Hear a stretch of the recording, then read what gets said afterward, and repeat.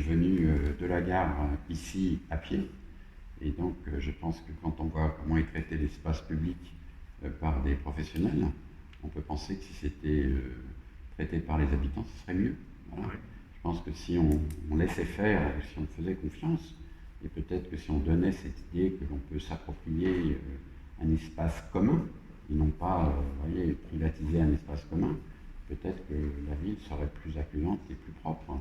Et donc là, à force de croire que seuls les spécialistes, seuls les programmes, seules les décisions venant d'en haut sont capables d'être exécutées, on en a la démonstration que ça ne marche plus. Alors est-ce que ça ne marche plus parce que l'époque a changé, ou est-ce que ça ne marche plus parce que les procédures rendent irresponsables, y compris les techniciens? Je pense que c'est ça le problème, c'est qu'on a des procédures qui ont déresponsabilisé, dématérialisé et éventuellement déshumanisé tout acte. Et donc, comme la ville, en effet, elle est faite d'abord pour les habitants, alors on peut penser que la personne qui y habite a un intérêt que cette ville soit agréable pour elle.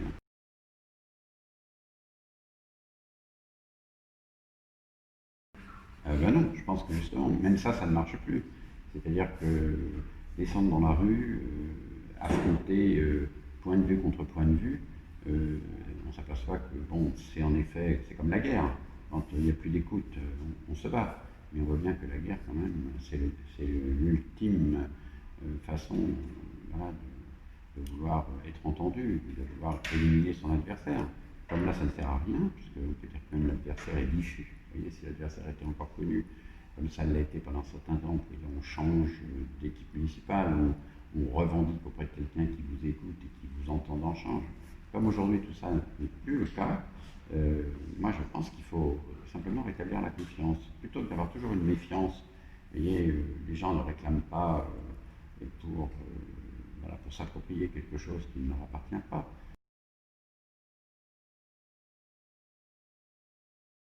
Je pense qu'il faut un sujet, il faut un objet, parce que ce qui réunit, c'est la matérialité, c'est pas l'immatérialité. Donc, comme vous allez me poser la question sur la rue d'Aubagne, tout au moins sur l'habitat insalubre, on pourrait dire indigne, parce que même à un moment donné, on a osé utiliser ça, et ça fait presque 50 ans qu'on parle d'habitat indigne, d'habitat insalubre. On s'aperçoit donc que les structures publiques, les structures parapubliques ou les structures privées à qui on délègue une fonction publique, ce qu'on appelle les partenariats publics-privés, ne marchent pas mieux que si on donnait donc à des habitants les moyens, peut-être en effet techniques, mais pas les moyens d'imagination. Mais est-ce qu'on a vous avez travaillé un peu partout, vous avez des exemples de choses qui ont été réellement réussies, j'en ai en coproduction? Moi j'ai un exemple magnifique, si vous voulez, dans le cadre d'une opération de renouvellement urbain. Pompeusement maintenant, quand on restructure le quartier dit sensible, on pense que c'est la forme architecturale qui est responsable du mal-vivre. Moi, je ne pense pas. Je pense que tout ce qui est inhabitable est habitable si la liberté est autorisée et la confiance déliée. Et on peut habiter une maison très modeste, même une maison mal chauffée, même une barre un peu brutale. Faut-il encore, si vous voulez, que vous ayez choisi votre logement ou éventuellement vous ayez un mot à dire. Alors, donc j'ai travaillé dans une opération où, comme toujours, la première tranche, on fanfaronne, on pense que tout va marcher, puis on s'aperçoit que la deuxième tranche, elle est presque plus complexe que la première, parce que les gens ont vu ce que produisait la première tranche. Elle a encore plus déstructuré socialement et encore plus même fait éclater la pauvreté, l'a diffusée. Et donc peut-être que la pauvreté, à un moment donné, elle est capable de s'organiser. Et donc j'ai pris la décision de faire une deuxième tranche en redonnant ou en réparant un logement qui allait être démoli qu'avec l'argent de la démolition. C'est-à-dire en gros, ça coûte cher de démolir, et donc si écologiquement, socialement, culturellement, on arrêtait de démolir, et donc est-ce qu'on pourrait prendre un logement social dans son état apparemment dégradé, pour lequel il faut quand même dépenser par logement 40 000 euros, et en remettre 100 000 pour le reconstruire, est-ce qu'on pourrait dire je donne 40 000 aux habitants et je le répare avec eux? Ça marche. Alors on m'a dit que ça ne pouvait pas marcher. Alors moi, développer cette idée que, au contraire de ce qu'on croit toujours, il ne faut pas travailler dans l'urgence, il faut travailler dans le temps long. Et puisque bon, ça fait 30 ans, 40 ans pour certaines constructions qu'on allait démolir, qu'elles étaient en mauvais état peut-être depuis 10 ans, certains logements, il n'y avait pas de chauffage, pas de fenêtre, l'électricité défectueuse.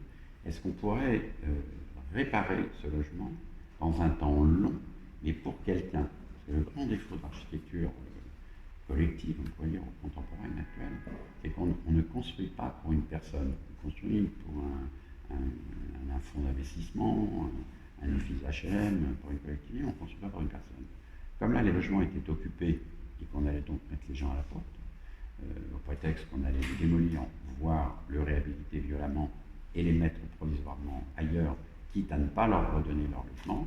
Moi j'ai dit, l'histoire de la ville, elle se fait sur le temps long, donc je prends les logements tels qu'ils sont avec les habitants tels qu'ils sont. Et donc si quelqu'un avait un logement de 5 pièces et que les enfants partis, le mari mort ou la femme morte, on laissera le 5 pièces à la personne parce qu'un bourgeois qui vieillit, il est content de garder son logement pour mourir et éventuellement pour accueillir ses enfants et ses petits-enfants. Donc ça a été très compliqué, mais où j'ai piégé, on pourrait dire le préfet, j'avais quand même le maire qui était d'accord, qui est fondamental, et l'office d'HLM d'accord pour expérimenter. Et donc j'ai dit au préfet, ça ne va pas être une opération de X centaines de logements, mais une opération de un logement multiplié par 100.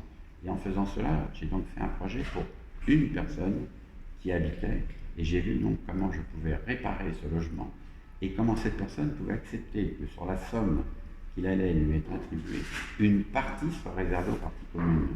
Et pour dire, je ne suis pas égoïste et comme un castor, je construis pour moi-même, j'auto-construis tout, mais je participe au projet d'ensemble pour la moitié de la somme, et pour l'autre moitié de la somme, c'est une somme qu'on m'attribue et je la gère comme je le souhaite. Et si je veux gérer avec mon copain qui est bricoleur et qu'avec ça je gagne de l'argent, je fais plus de travaux.